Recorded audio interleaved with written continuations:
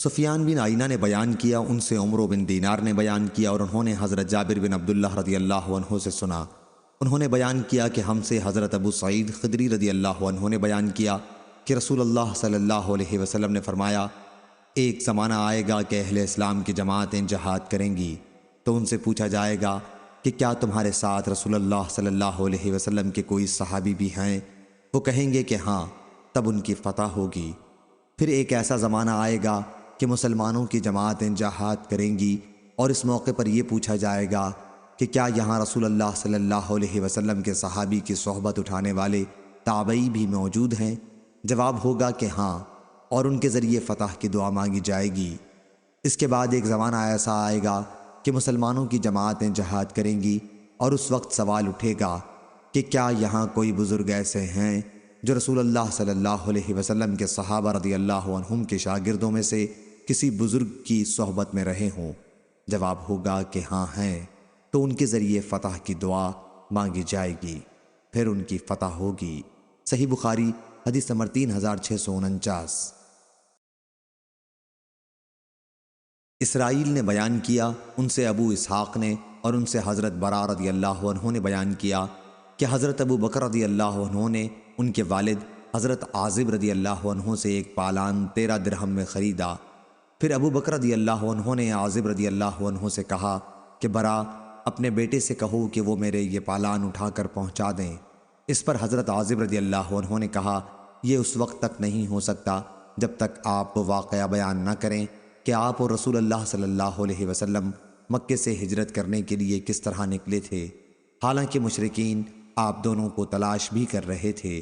انہوں نے کہا کہ مکہ سے نکلنے کے بعد ہم رات بھر چلتے رہے اور دن میں بھی سفر جاری رکھا، لیکن جب دوپہر ہو گئی تو میں نے چاروں طرف نظر دوڑائی کہ کہیں کوئی سایہ نظر آ جائے تو ہم اس میں کچھ آرام کر سکیں۔ آخر ایک چٹان دکھائی دی اور میں نے اس کے پاس پہنچ کر دیکھا کہ سایہ ہے۔ پھر میں نے نبی کریم صلی اللہ علیہ وسلم کے لیے ایک فرش وہاں بچھا دیا اور عرض کیا کہ یا رسول اللہ صلی اللہ علیہ وسلم، آپ اب آرام فرمائیں۔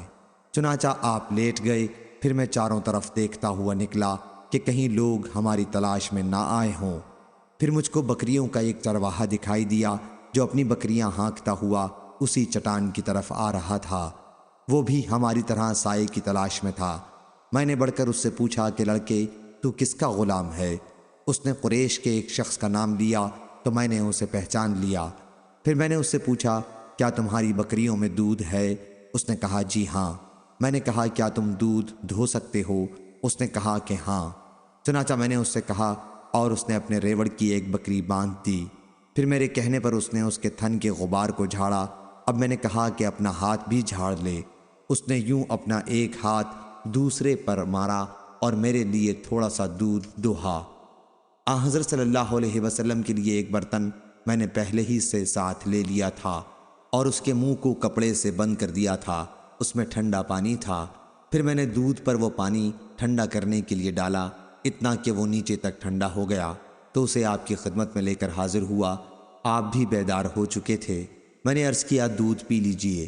آپ نے اتنا پیا کہ مجھے خوشی حاصل ہو گئی۔ پھر میں نے عرض کیا کہ اب کوچ کا وقت ہو گیا ہے یا رسول اللہ؟ آپ نے فرمایا ہاں ٹھیک ہے، چلو۔ چنانچہ ہم آگے بڑھے اور مکہ والے ہماری تلاش میں تھے، لیکن سراقہ بن مالک بن جعشم کے سوا ہم کو کسی نے نہیں پایا۔ وہ اپنے گھوڑے پر سوار تھا۔ میں نے اسے دیکھتے ہی کہا کہ یا رسول اللہ، ہمارا پیچھا کرنے والا دشمن ہمارے قریب آ پہنچا ہے۔ حضرت صلی اللہ علیہ وسلم نے فرمایا فکر نہ کرو، اللہ تعالی ہمارے ساتھ ہے۔ صحیح بخاری حدیث نمبر 3652۔